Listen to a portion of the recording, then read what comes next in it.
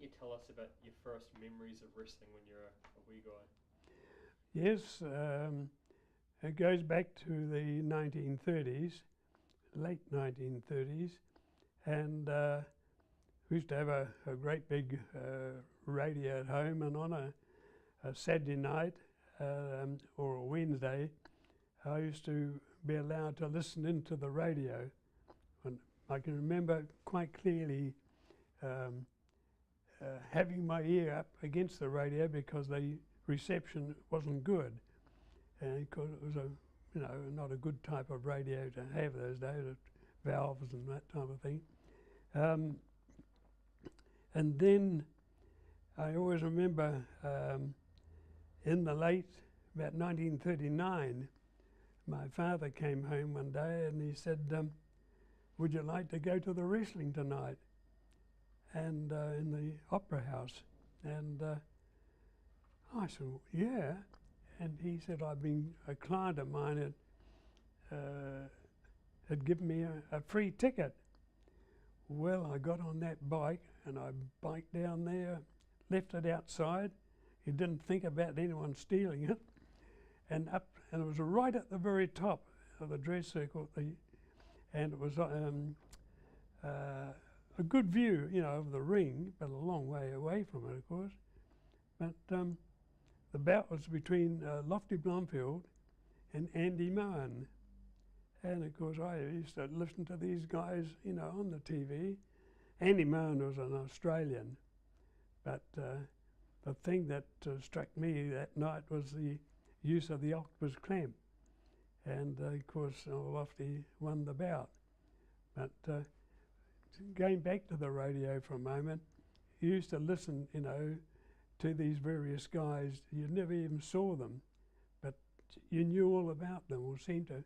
And Blind Peter, sitting next to a bloke there, and old Blind Peter loved the wrestling, and it was, I just enjoyed that. What was it that really appealed to you about it back then?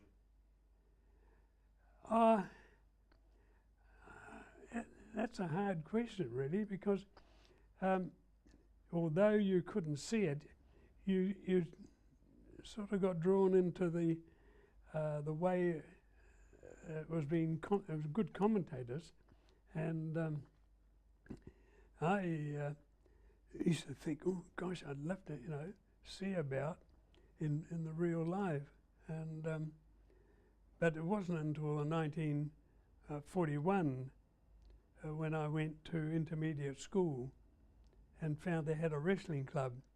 Well, I couldn't get into that quick enough, and a chap called Cyril Dredge, one of the teachers, and we used to go to a gymnasium.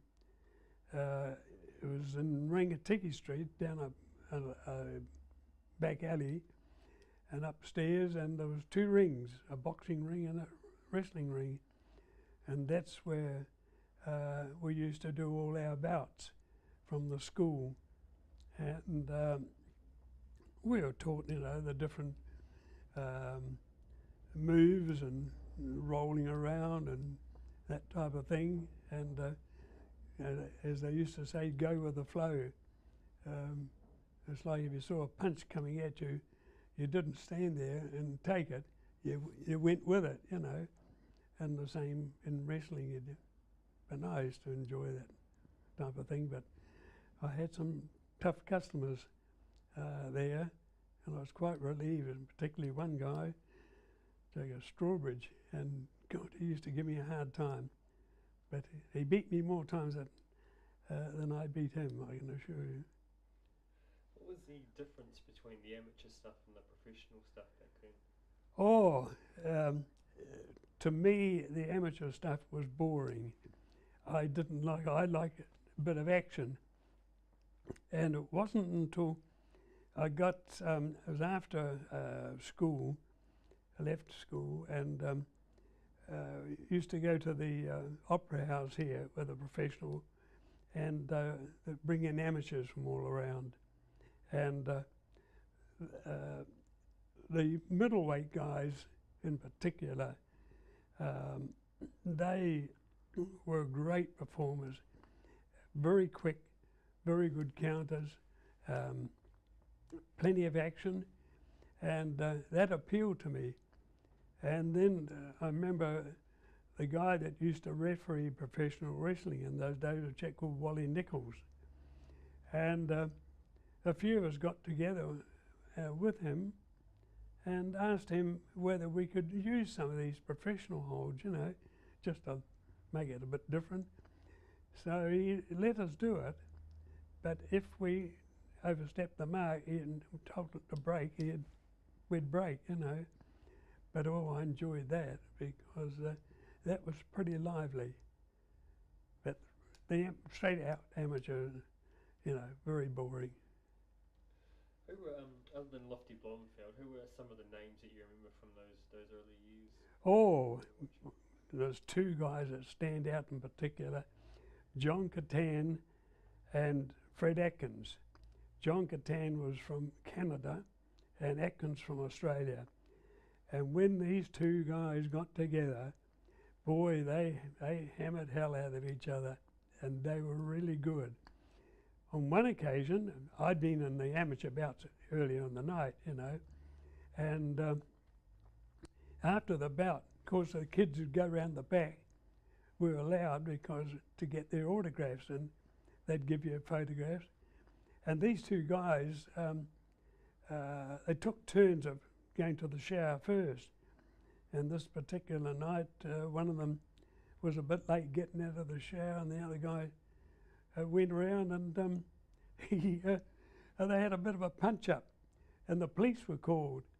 And two guys that I actually worked with years later were two of the policemen that walked into the showers and got thoroughly wet trying to break them up.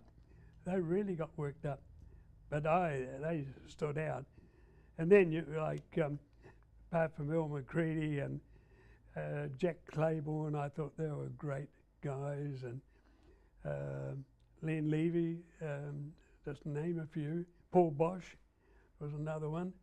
But they were very good years in professional wrestling. So you said you were wrestling amateur on the undercards, were you? From where? Were you wrestling on the card underneath the professionals? Oh, yes. Yeah. How long did you do that for? Oh, it was only about 2 or 3 years we did that. Then we got permission from Wally Nichols to, you know. See, they'd have the, for instance, our local gym. Funny enough, it was called the Kiwi Gym. And we'd wrestle guys from, say, Wellington or the Wairarapa. They were pretty strong with their amateur wrestling. Some guys from Dannevirke sometimes, and they were good. Another guy I remember who was wrestling at the same time as I was, a chap called Platt Macris. His father ran a fish shop in Cuba Street in Palmerston, and Yugoslav. And old Platt and I had some great bouts, and really enjoyable. And it wasn't until I was refereeing professional wrestling, blow me down if he didn't turn up one night, and he had shifted to Ashurst. And he came to me and said, "What about us putting on a special bout? You know, bring back the memories of the old days." But I think we both backed off. I think we'd make a fool of ourselves. As an amateur, how did the professionals treat you? Good. Yeah, quite often Earl McCready did it, and once in my corner, they would come out. They were all dressed in their beautiful gowns, you know, and they would act as your second. And you, as an amateur, you thought you were made to have Earl McCready giving you a bit of advice or some other guy, you know. No, they were very good. And they handed out photographs, and as I said earlier, I had a good collection of photos of these, and some of them were about 8 by 6, 10 by 8. And something you really treasured, and an autograph book. But unfortunately, at school one day, and I was at the Boys' High, and they disappeared from my desk, so never found them again, which that hurt me. So what made you decide to leave the wrestling and become a referee? Well, in my scrapbook, you'll see a photograph of me, my arm tied up in the ropes, and I was on duty there, and the sergeant said, Al Hobman got this guy, and he'd pulled the two top ropes apart and shoved his head in, and of course the ropes are going, each side, and at least it wasn't, front on, otherwise I'd have killed him already. But he suggested I get up and help pull the rope apart, and instead of releasing, they shoved my arm in and tied me up. And of course I couldn't get out, and I was stretched up, as you'll see in a photograph in the book, in the scrapbook. And it was a little while after that they found out that I'd been involved in wrestling, and I was approached to see if I'd be interested in refereeing. And the first bout was at the showgrounds, and I can remember not a large crowd, but I seemed to handle it all right because of my being involved in wrestling. It didn't worry me a great deal, except I wondered how the two big boys would treat me. Did they give you any training before you went? Oh no training. No, you learnt from what you saw and how the referees, being in the ring, you did as you were told, more or less. So before you started refereeing and you were a policeman, what was your impression of the wrestling there, or how were the police involved with wrestling at the time? Right, well, the first thing is that every wrestler had to have a clearance of 7 days, a medical clearance to say he was fit. And the police are always on duty at wrestling bouts, as in boxing, and you had to pick up these certificates, examine them to make sure that they're, okay and the dates are right.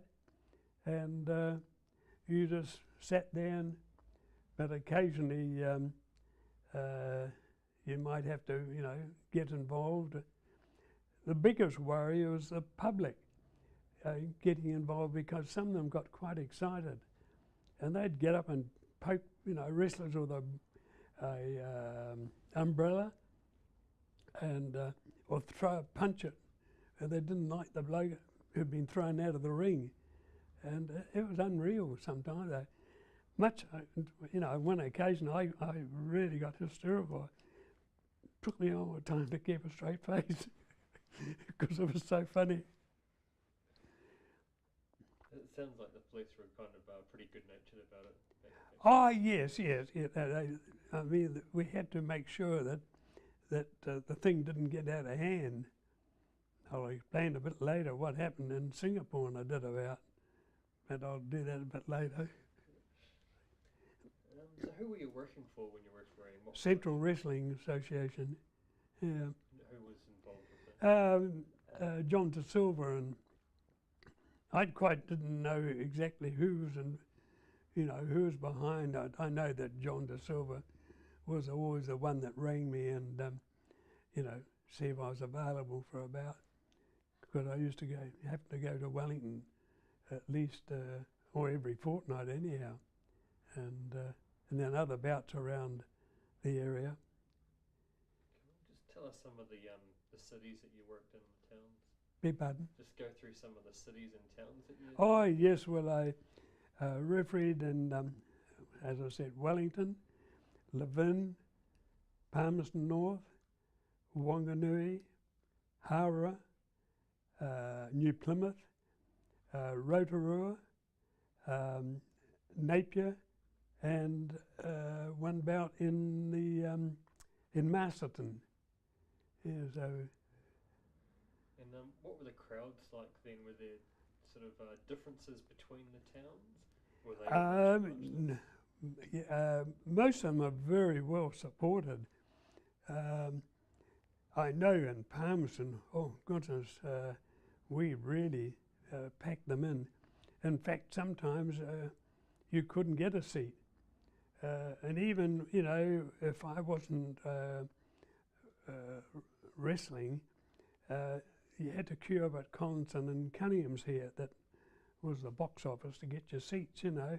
And there'd be queues from Collinson, if you know Palmerston, or Collinson and Cunningham's, which was recently the Farmers, right down to the Regent Theatre to get in the queue. So no, it was very popular. And because of the type of guys they were bringing out from overseas, that made the big difference. Who were some of sort of the big names that you remember that you refereed for? Oh, well, John De Silva stood out, you know, as one of them, and Al Hobman, even Bruno Becker. He was always the bad guy, but and then Breca Cortez from Brazil. He was a tremendous, one of the best bouts I ever did was between John De Silva and Breca Cortez. And my goodness me, I tell you, I had to move very fast to dodge getting in the way. Otherwise, they'd have flattened you if they came off those ropes. And you were in the wrong position, you would have got flattened. They were great men. There's so many. There was one or two guys that are a bit scary, you know. Gordenko from Canada came out to wrestle John De Silva for the Empire, British Empire title down at the Wellington Town Hall. And that was a mighty bout. But when I saw Gordenko for the first time, when he stepped into the ring, I thought, my goodness me, I hope I don't get offside of this fellow. He was a huge man, you know, from the waist up, just a massive man. But I got through it all right. So what was kind of your main role as a referee? What was your job in the ring? Well, being a policeman, I just found that I perhaps had extra power and that the wrestlers would know that I was a policeman, and then you had the ability to, if a guy got out of hand, you could report them to the association about further put them off for a couple of nights, or disqualify them, or suspend them for a period. And and crowd, you had to make sure you had that the crowd didn't get involved. But I knew that I had, policemen on duty there, if I found it necessary to stop a bout, which I did on a number of occasions, because it was just getting out of hand. And I was having difficulty in controlling the guys, because they get carried away sometimes, and they'd let you have it, you interfere. And, I got cracked ribs once and concussion twice. And, no, I just made sure that you didn't lose control.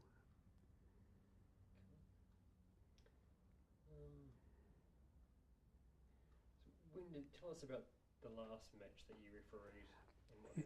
Yes, I remember. This is 76.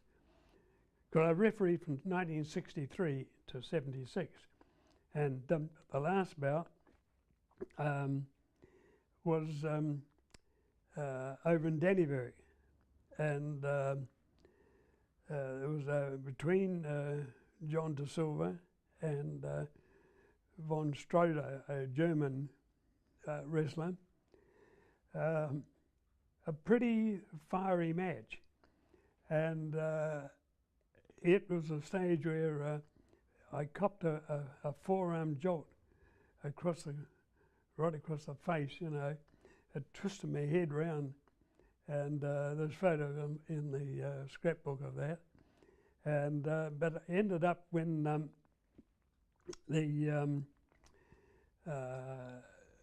somehow I was face down on the. I must have copped an elbow joke from somebody, but I was face down on the mat, and this German fellow jumped on my back, and I was okay then. I was able to carry on. I warned him, you know, you didn't want to finish the damn bout too early and disqualify him, which I should have, and I would have been reprimanded by the department if it had got out of hand. But the next day, I was paralysed. I couldn't do anything. And my wife rang the station to get help, you know, to get me to a chiropractor, and John Loveday. But Jeff Old, the ex-All Black, came down, and they just realised, another guy just realised they couldn't move me. So they rang John Loveday, and he came down with a special fold-up bench. And he set it up, and how the hell they got me onto that bench. It was only about 18 inches high, because I was in real pain. And he put a roll under my stomach, and then he put his fist at the bottom of my tailbone and gave it one mighty whack, and you felt it going right up to the neck, you know. And on advice from my doctor and chiropractor, they said, it's time you tossed it in. Now, saying that, 78, I had a ring from at a wrestling at the YMCA to say that a referee coming in from Rotorua couldn't get here. It was something went wrong, and could I just do it? And I took the gamble, and I did. And who was it? It was that blimmin' Indian fellow, the big guy, Arjun Das. Yeah, and that's the night I copped a fist across the jaw, and I made damn sure I wasn't going to do another one. How did wrestling change from when you began, when you were first involved, through to when you retired? What were the differences? The big difference was when tag wrestling came into it. The four of them weren't too bad. I had difficulties with it, you know, trying to control them and trying to keep them to the rules. You must tag before you get in and this sort of business. And you used to get quite frustrated that they weren't keeping to the rules, but the crowd seemed to, you know, enjoy it. And then one night in Wellington, they brought in the 6-man. And that, I said, I wouldn't do it again, because that was just hopeless.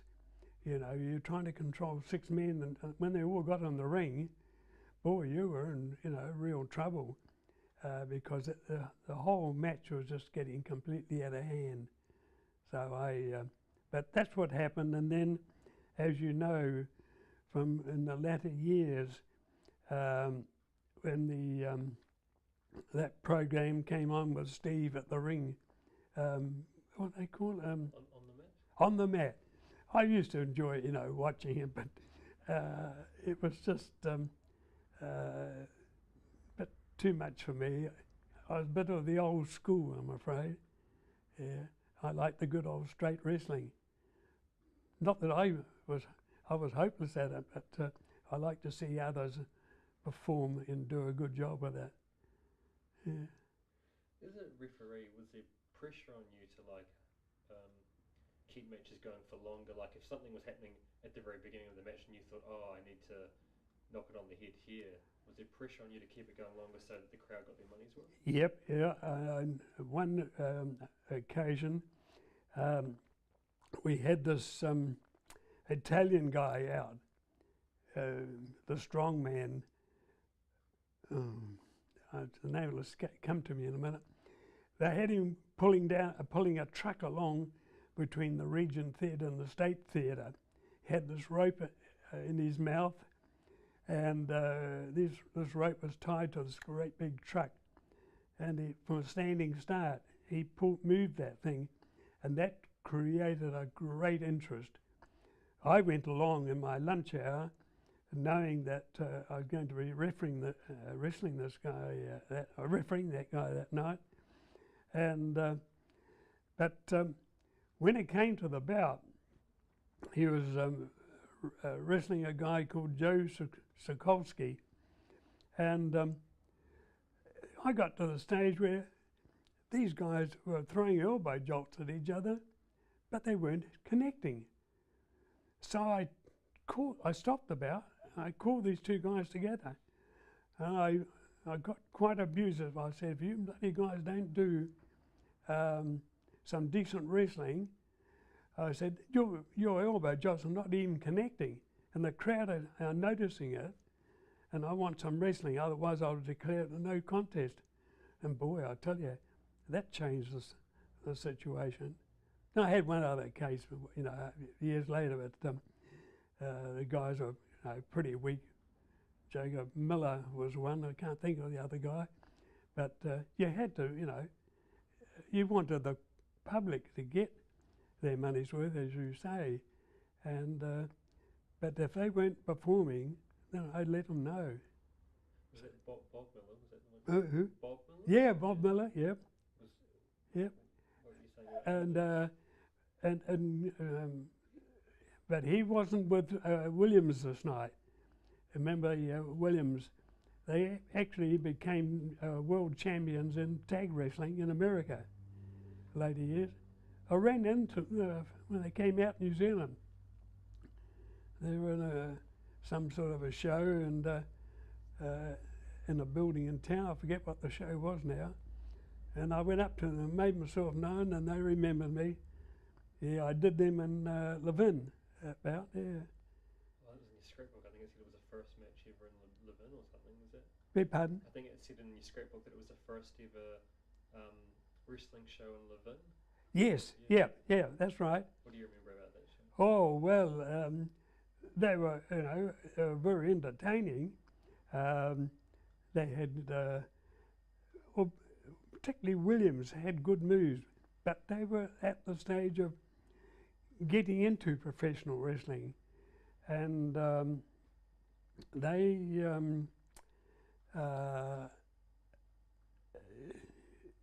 were learning, and but they were making a good effort of it. But if they'd been in with a more seasoned sort of a guy, they would have had a bit of a job to keep up with them, I think. Yeah, but between the two of them, they were about even keel, and they went all right.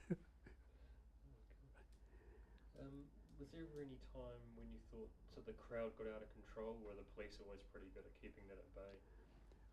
Well, I didn't get to the extent, I didn't get to that position where they did get out of control. About in Wellington once, I thought they were going to, get out of control. But I'll tell you about shortly that happened in Singapore. That was an eye-opener. But no, there was no real problems there. You're talking about tag wrestling and six-man tags. Do you remember women's wrestling? Did you ever? Oh, yes. Well, that reminds me too. I'll just cross my finger.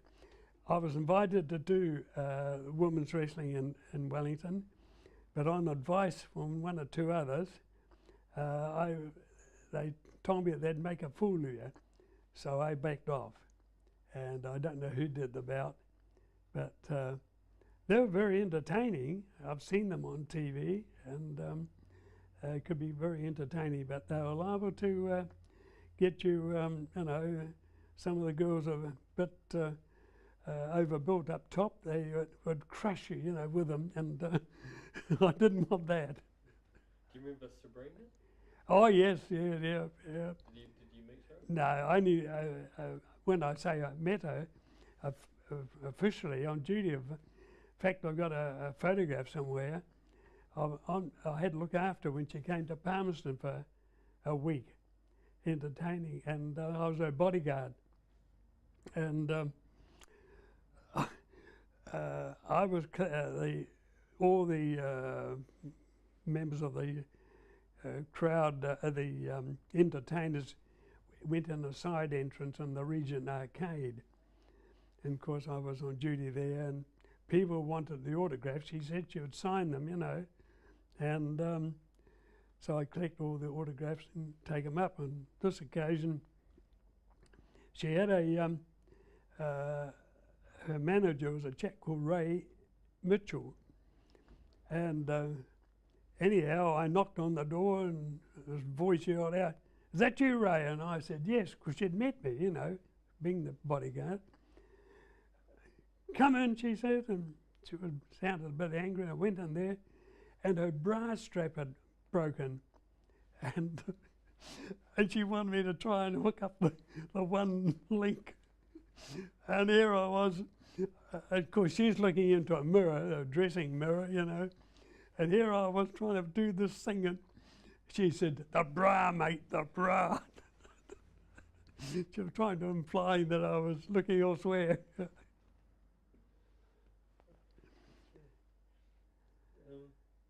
What about midgets? Did you ever wrestle? Oh, yes. I only had the chance once. That was Wellington. And these two little midgets. And they used to roll around the ring in a ball, you know. And they were hilarious. They really were. And but I really had a lot of enjoyment with it. But you felt such a big ass, so big. And these two, but they were very strong, very, very strong guys. But I really enjoyed doing the midgets. Cool. When you said that people warned you off the women wrestling, were there certain wrestlers that you felt tried to make a fool of the referees in general, or were they all pretty good? No, all pretty good, yeah. That sort of come in later years. Yeah. Oh, yes, yeah.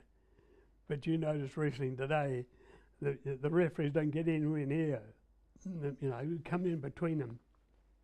That was my bad fault, that I'd get in between them, force them apart. And that's when I copped the elbow job across the kisser or whatever. And I really should have disqualified, but I wanted the bout to carry on. If you're silly enough to be there, then you got to expect a bump or two, you know. Yeah. Was there ever a time when the promoter would say, "Oh, look, so-and-so is going to win tonight," or "It's going to be a draw," or anything like that? No, that would be probably something you'd have to ask the wrestlers themselves. On one occasion, when Bob Miller was wrestling, his opponent, I think it was Ricky Wallace from memory, but I stand to be corrected, was a far better type of wrestler. And I think that Ricky carried him, you know, and just to give him that experience. And you sometimes would find that with a weaker opponent. But if you didn't get these guys in with the bigger boys, then they had no show of learning. And if they upset their opponent, then the opponent would soon upset them and get ready, you know, give them a few whacks with a forearm jolt and quieten them down a bit. My superintendent at the time, Superintendent Rush, he was when he was a senior sergeant in Wellington, he used to wrestle, amateur wrestling, a very powerful man. I don't recall seeing him as an amateur at all, but very broad across the chest. And anyhow, he found out that I was starting to referee wrestling, because sometimes the name would be in the paper or on a blooming billboard. And so anyhow, he called me down to his office one day, and he said, look, I think I better get permission from the commissioner before you get involved. They might class it as secondary employment. So I agreed to that, and I was duly given permission by the Commissioner of Police to referee. In fact, they found it quite handy to know the police was in control, I think. Oh, cool. And tell us a bit about Robert Bruce. What do you remember about Robert Bruce? Well, I only refereed him twice that I can recall, but on both occasions, once in Wellington and one here. But he was just a great guy, you know, and he was always a gentleman. And if you asked him to do something, you know, break or whatever, he would. He wasn't those bad types. There was some of them, you know, like one guy in particular, Rasputin. He would tie his guy up in the ropes, and you had to try and break them. And anyhow, you'd count, you know, 5 or 10 seconds to give them a chance to break. As soon as you count them, the count was over. They'd shove their guy's head back in between the ropes again, because I used to consider they're dangerous. It would have been front on, but side on, because the guys managed to pull the ropes, try and take the pressure off their throat, you know, because those blooming 2 ropes pulled apart were pretty powerful leverage there. No, Robert Bruce was a great guy to deal with. Do you remember Andre the Giant coming here? You no doubt saw the article recently in the Evening Standard. No, I must have been away on holiday, but when I knew about him, but I never ever refereed him. And Johnny Mensah, who's known, you know, he used to do all the reporting of the wrestling. And when I saw this photograph on a Saturday night, I nearly flipped, because it had Jock Ruddock's 2 daughters, twin daughters, standing, you know, alongside of him. And I cut those out and sent them over to Jock in Czechoslovakia, where he's living at the moment. And yeah, no, unfortunately I missed him. What about King Curtis? What do you remember? Oh yes, well, King Curtis, it was always, put it very plainly, a bloody mess, because he always sort of got scratches on his forehead, and he was known as a bleeder. And his opponent would, once the blood started to appear, then his opponent would punch him or use his hand on his forehead to make him bleed more. And of course he'd have blood all coming down his face, and I'd order him back into the corner to get his second to wipe it off and that type of thing. But no, he was a hard boy, really was. When I think you mentioned about blading. We've heard a couple of people talking about blading. Is that how they would originally get the cut? I learnt that they had a razor blade, and they would wrap a sticking plaster around it, but leave a little corner, and they had it tucked into their tights. And when the time came, they'd get a guy on the side headlock, turn him around the blind side of the ref, and then pull this out and just give him one little nick.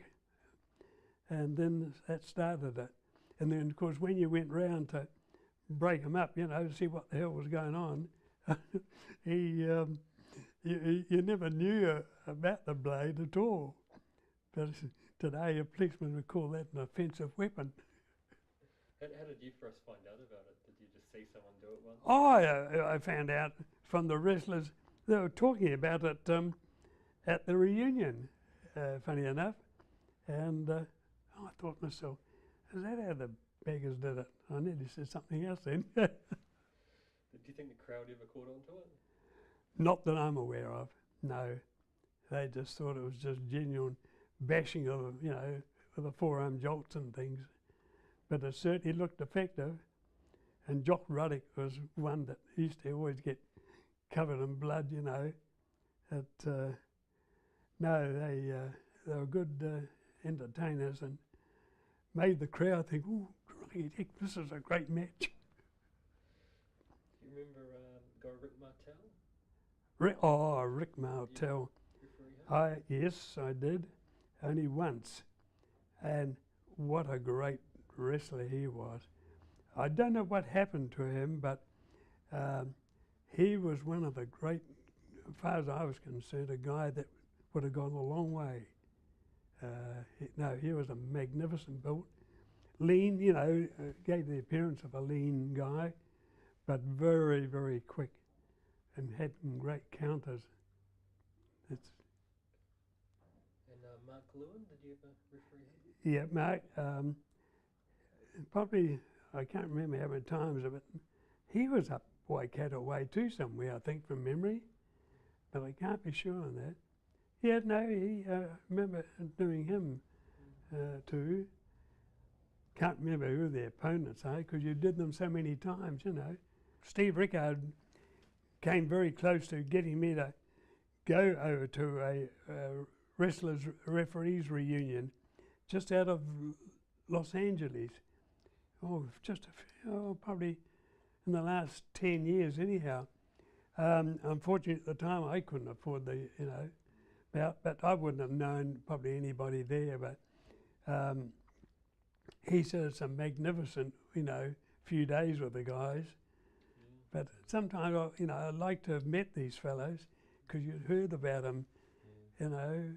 There's just so many guys that you met and probably only once. But I said I enjoyed meeting them. Some I wouldn't want to meet again, but they were a bit rude to you, you know. Barnard of Australia, who was a nasty sod. Really crikey dick.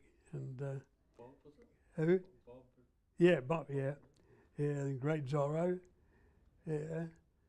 But seeing him pick up an ordinary old kitchen, the old style kitchen chair, smash it over the head of Barnard, and then all the pieces were up through here, and he was pulling on the back of the chair. It was behind Barnard, and all the blood was streaming down. The police stepped in then. Tell us about the Singapore match Yes, in 1970 I was with a group of 27 people, and we went over to Expo, and of course we flew direct from New Zealand to Sydney, then on to Singapore. And the first night there, my wife picked up a newspaper, reading through it, and here's an ad about a professional wrestling bout the next night with Bruno Becker from New Zealand and Abe Jacobs. And of course, pricked up my ears with Bruno, and it had the Gay World Stadium, and there was a phone number. So I rang, and the guy said, I told the guy that I was interested in wrestling, and that I knew Bruno Becker. I didn't say I, refereed or anything. And he said, oh, I'll give him a message, I'll get a message to him. And about an hour later, the phone went, and I thought, well, this will be Bruno ringing me. And no, it wasn't him, it was the Chinese promoter. And he said he had been speaking to Bruno and offered, suggested I do the bout, the main bout, the next night. So I said, well, I haven't got any gear, so he told me what size boots, and I told him, and anyhow, he said, oh, there'll be no problem getting that size, you know. He thought he was going to say 12s or 13s or something. But anyhow, they picked me up and took me to the Gay World Stadium, and then a police inspector came out to see me, and he said, I understand you've been brought in specially from New Zealand to referee this bout. And I was sort of a bit taken back, and I said, yeah, I'm from New Zealand. And he said, oh, these two had a go a fortnight ago and ended up in a riot just about in the stadium. And the police weren't going to give them another permit unless they had a decent referee. So I thought I'd better play along with this a bit, you know. So anyhow, he said he had 32 men on duty, and so away we went. Well, of course, we get in the ring, and of course, Becca knew I was going to be there. I never heard of Ade Jacobs and never seen him wrestle. Anyhow, away we went, and I could see that things are going to get warmed up here, you know. But every time I poked my nose in, Becca started shoving me around a wee bit. And then it came to, he had a Jacobs on the mat and in a position for a press fall. And unbeknownst to me, he had his bottom feet on the bottom rope getting leverage. And incidentally, right round the ring, they had two wrestlers from the previous bouts being there just in case the crowd got out of control. And it was one of them that apparently went and pulled on my trousers and indicating that Becca had committed this terrible crime of, so I disallowed the fall, and Becca went mad. He really performed, and so anyhow, of course, when I gave the fall, the crowd went. I was the bloomin' villain. And they booed and hissed and went on, getting all sorts of funny names from the crowd. But when I reversed it, because I didn't know whether I could do it or not, but I did, and I was a hero. And, oh, they were throwing shoes and all sorts of missiles at the ring, you know. And that's when the police had to step in, but we got through it, but finished in about the 6th round, I think, from memory. But it was 95 degrees in the stadium. I was just wringing wet. There's only about 5,500, I think, there, but they normally hold about 7,000, so I told. Yeah. Talking about rounds, can you just explain how the rounds worked? Well, in the early days, of course, it was eight-minute rounds. That was the normal standard right through probably the 30s and 40s. But as they went on, then they would have, you found that they must be an agreement between the promoter, and it might be six minute rounds or 5-minute rounds, but they were getting less because they were putting on other bouts too. And incidentally, I used to do all the bouts on the program. And but if you had a major bout, like a British Empire title bout, that's all you had to do. And but no, all I was told, it'll be 6, 5, minute rounds or whatever. But no, sometimes you couldn't even hear the bell go because of the crowd noise, and things get a bit heated up, like it did in Rotorua one night. And I copped a forearm jolt across the mouth, from Art Nielsen, and huge man from America, and I had false teeth, and knocked my lemon teeth out onto the mat, and the crowd went crazy. And I remember grabbing them and throwing them into the corner there, and the official immediately poured water all over them. I put them back in my mouth and carried on. But that night I couldn't even eat a thing. I had to have all the mashed food and these big T-bone steaks that we had at the Rotorua Stadium thing. The wrestlers argued they was going to eat them. Did you often go out with the wrestlers after the matches? No. I normally, particularly in Wellington, I didn't go anywhere. One or two might end up in the same place as I did, but I was having a meal and getting in the car on the way home. And no, I never went out for a meal with them.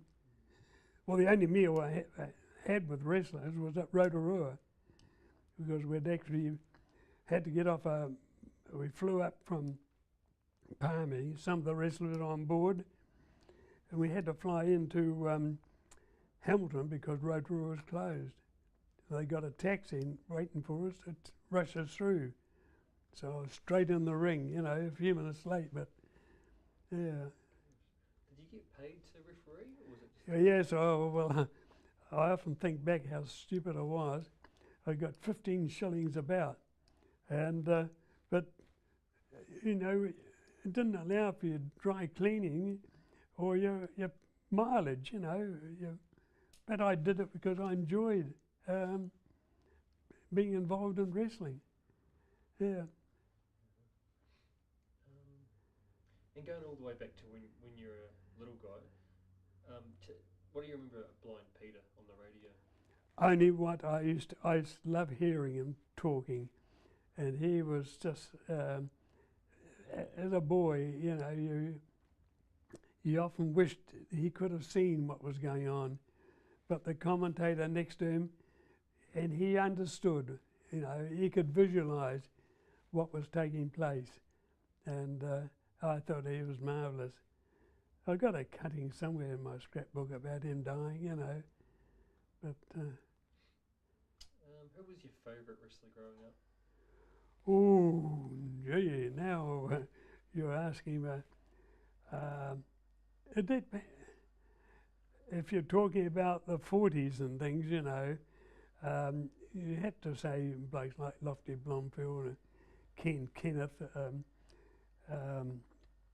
but then you got Paul Bosch and Jack Claiborne, Earl McCready, all those sort of guys. They were great. But in the latter years when I was refereeing,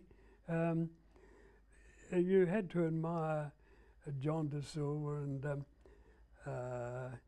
and even old Bruno, although he was the bad man. You used to, and Al Hobman, of course. But there's quite a few that you can name, but they were all, you know, good wrestlers in many ways, and they gave the crowd entertainment, and it looked so sincere what they did, and that's why the crowd, you know, loved wrestling.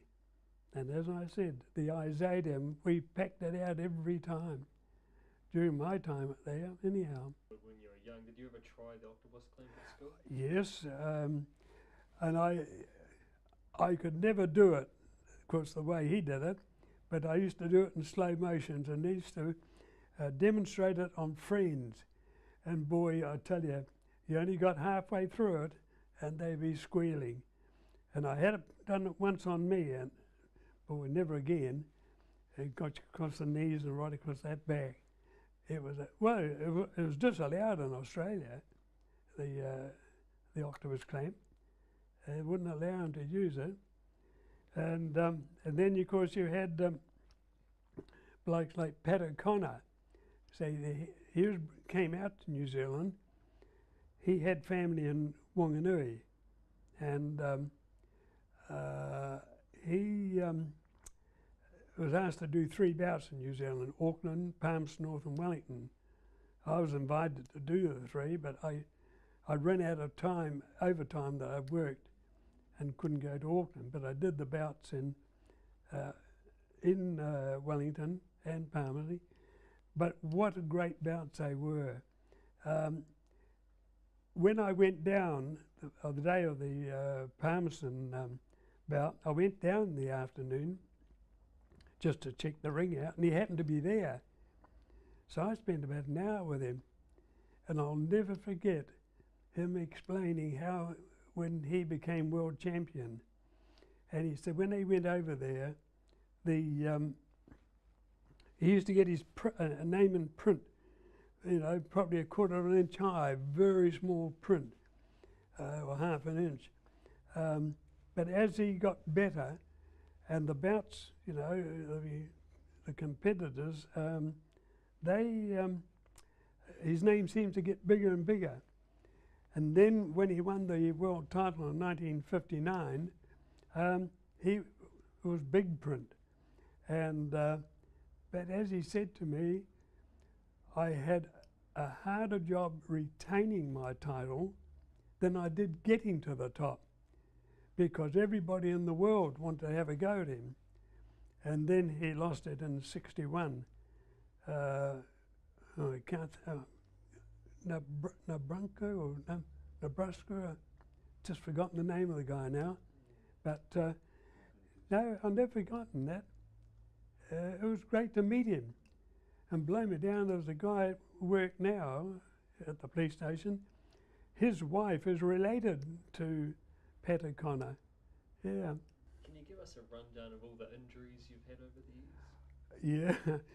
Yeah, yeah. One was I got was at an Isaiah down in Pascal Street, and that night they had the deaf and dumb guy from England. Oh gosh, the photo in the scrapbook of him. But on the program, Rasputin had picked this guy up and was swinging around on an airplane spin, and somehow I just got in the way, and the woman lead come around and hit me across the head and flattened me like a light. And apparently I didn't move. St. John's guys were there, and but eventually I was taken to the hospital after, and I was admitted overnight. But I had a couple of incidents. But then another night when I got cracked ribs, that was through getting in the way of a guy, you know, coming off the ropes, and I wasn't quick enough, and they just seemed to hit you right in the area, and the most painful thing I think I've ever experienced, because although you're heavily strapped up there, you didn't cough or try and sneeze or anything. It was so painful. Yeah.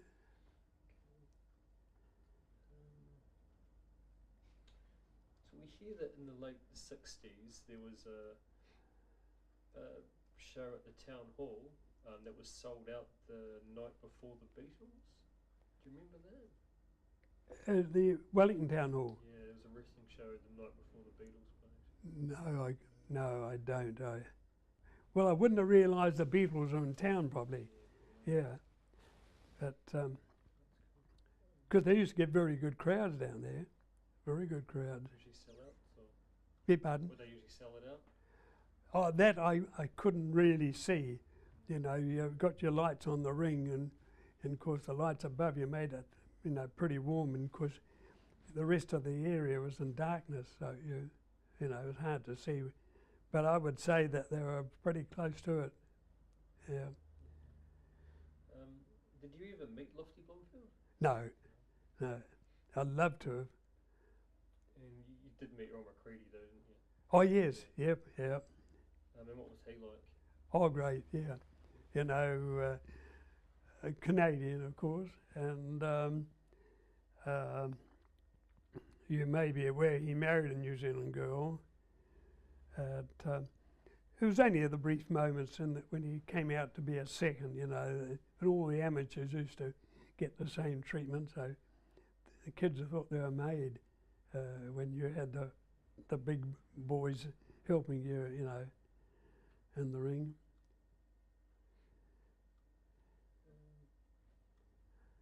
And did he have much to do with Steve Rickard over the years? Yes, and mostly in latter years, he was with a different wrestling. I think he was the promoter of his own wrestling club, and I did a bout at Fielding, one bout at Fielding with him, and he had his opponent was a chap called something Colquhoun, Haystacks Colquhoun. I wasn't impressed, to be quite honest, of this particular guy. Firstly because of his dress, I think, but I didn't rate him as a top wrestler. And where Steve, you know, he really was, you know, very good in his prime, and went a long way, of course. Was there ever any animosity between Steve and, say, John De Silva, who you worked for? All that I wouldn't know. I mean, I worked mainly with John De Silva, of course, but occasionally, no one ever said that I couldn't, you know, accept a bout from anybody else. And whether on that occasion he couldn't get a referee, I don't know, but I did it anyhow. But that was about at Fielding. As to injuries, I had concussion twice and spent a night in hospital on each occasion, just for observation. And then I had cracked ribs from an accidental blow, I would call it, in the ring. And then, of course, many times I got hit with forearm jolts that I got in the way. Another one was when I walked in behind Mo Sakato in Palmerston, and the destroyer, I think it was Al Hobman from memory, dressed up as the Mummy, the Mummy. And he let a drop kick go. Mo ducked, I copped it under the chin, over the top ropes, and hit the floor, and got a nasty burn from the floor, and it put me out for a month because it all, you know, got infected. So I couldn't get a medical certificate to clear me.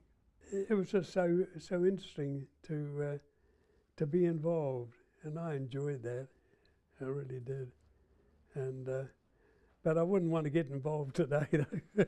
You know, with some of the guys you see on these big-time blokes in America, because to me those moves are just crazy, Yeah. No, I can't believe it that sometimes some of the moves they make. But you know, with the straight wrestling, they were good. It was good to see the guys coming in with a counter to get out of them, you know. But the crowd love entertainment. The more you get involved with things out of the ordinary, you got the crowd behind them. You only got to watch these ones on TV at the moment, and they go mad, just go mad over it. But it's all the performing, you know, yelling and standing there and abusing each other before they even start. That I don't go along with, I'm afraid. Just when you mentioned straight wrestling, can you explain sort of the difference between straight wrestling and, I guess, not so straight wrestling? Well, the straight wrestling is just simply two guys getting together, applying their various holds, and the opponent trying to get out of them. You know, I remember once a guy playing the Boston Crab, and the guy, the victim at that stage, he just had sheer power in his legs. He was able to force the guy, when he was leaning back, to go forward, you know, and because that can be a nasty hold. Occasionally I got guys that would submit to a hold, you know, but as time went on, they were getting, you know, very much, they were clever. And that's what I liked about Jock Ruddock, because he was able to come up with some very good skills in countering. You know, you get to be put into a hold, and all of a sudden you found that next minute he had just about reversed it on his opponent, and it was good to watch. But on one occasion, it was at Palmerston, and with Jock, I can't remember who the opponent was, but I disallowed a fall for Jock. Well, he abused me, you know, and he ran across to the edge of the ring. Here's a photographer taking photographs, and he had glasses on. Jock, as quick as lightning, grabbed these glasses, rushed back and came over to me and said, "Use these. You're so bloody blind," or something. And the crowd went mad. They just enjoyed that. Off the cuff, you know. And another time too in Wanganui with him, I disallowed with a Clem Lakers, a Greek from Wellington, and I disallowed, but however, he lost that bout. I made sure of that. Injuries, yeah, well, a couple of times I got concussion and taken to hospital for observation, and as a result of their, you know, examination, I had to stay overnight. And then the cracked ribs really copped it through just being in the way of a guy coming off the ropes. When they come off the ropes, they're big men, and you know, there's no stopping them, and you get in the way and you cop it. And then the forearm jolts, of course. I copped a few of those in my day. But on odd occasion I would see it coming and able to ride the forearm jolt, but others you didn't, and boy, it twisted your face around a wee bit, you know. All right? About someone's legs were spinning around or something? Beg pardon? Wasn't there someone doing an aeroplane? And Oh, sorry, yeah. Oh, yeah. It was down at the old Isaiah in Pascal Street, and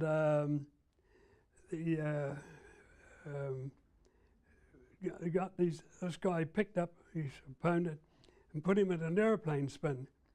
And to this day, I don't know how I got in between them, but as he spun him around, I copped it right across the head and just flattened me. I was out to it. And the St. John's men attended me for quite some time. In fact, they ended the bout, I understand. I don't remember anything about it, but I wasn't fit to carry on anyhow. But yeah, you get some of these things happen sometimes. I thought he was just going to hold him up, you know, and dump him. But all of a sudden he started to swing round and copped it. Yeah.